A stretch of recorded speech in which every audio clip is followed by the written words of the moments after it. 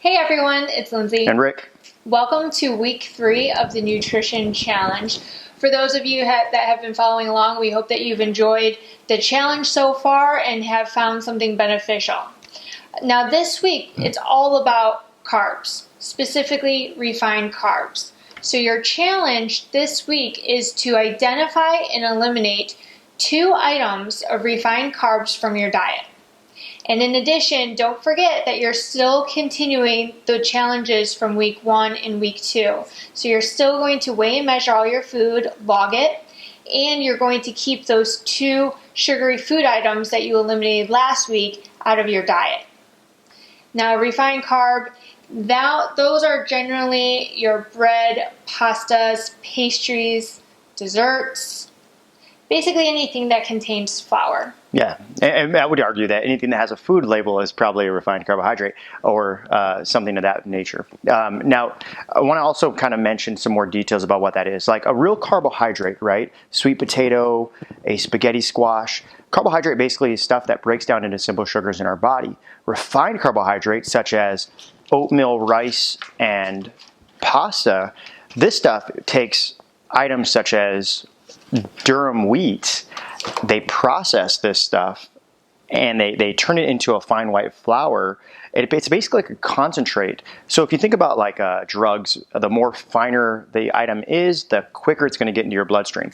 If you remember from last week, we're concerned about the blood glucose that you get from doing those refined carbohydrate, because then it spikes insulin levels. And what we're afraid of is insulin and insulin resistance as being the big drivers for obesity and things like that. So what we're going to say is there's a hierarchy of things, and there's a thing called a glycemic index and glycemic load.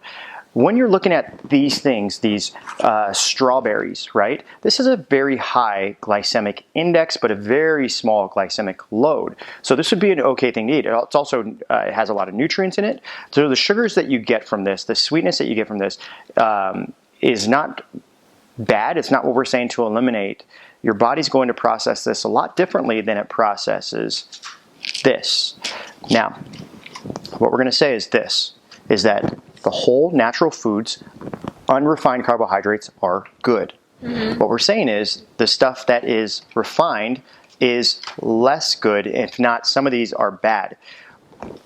They get worse when they have added sugar in them because it becomes a recipe for disaster. So if you have white bread and then you have oatmeal, yes, the white bread and the flour tortillas and the corn tortillas would be things that you want to eliminate more, mm-hmm. right? These things are a little more down the road, but they are things that we would like to see you eliminate as long as they don't have added sugar. Oh, if there's added sugar, which a lot of times, not the brown rice, but the oatmeal and granola have, that moves towards the other spectrum. Absolutely, it actually becomes a worse combination of items, and just the combination of sugar and those, it becomes a category in itself. It becomes just a more dangerous item. Like I think of like a Pop-Tart would be something that would be just like delicious, but off the charts bad. It's also highly addictive food. You won't see anybody been like, I crushed like 2 spaghetti squashes in a sitting, but you could easily eat, either like oatmeal or cereal type stuff. You can easily overeat that. Mm-hmm. So I just want to make sure we're very clear about what that is. There are more specifics that you could probably send us a message and say, is this a refined carbohydrate? And like I said, do you see any ingredient list on this right here? Is this there's a just food? Spaghetti squash. Just a label for them to charge us for. Whereas this right here, Linz, what's the first ingredient on this? Durum wheat semolina. Yeah, so this is basically a flour-based product. And if you're asking about whole grain wheat, whole grain oats, it's going to be a better option just because it has fiber in it, which means that your body won't process all of the carbohydrate. But it's still a refined carbohydrate. It will still spike insulin. It will still spike the blood sugar. Right, and just to quick recap, like why do we not want to spike our insulin? well, we don't want to spike insulin for the simple fact that when we spike insulin, we could become insulin resistant, but also insulin is related to, like we said before, and especially last week's challenge, we said a little earlier, is that those are the biggest drivers for obesity and chronic disease. Right. Yeah. So the idea is we want to keep our insulin from spiking to promote overall health and to ward off obesity and chronic disease. That's it. And you guys can see the recurring theme from the past 2 weeks, right? We started with refined sugar. That's the bigger evil. This right here would be the next step up that, if that's how we're looking at this whole healthy habit challenge.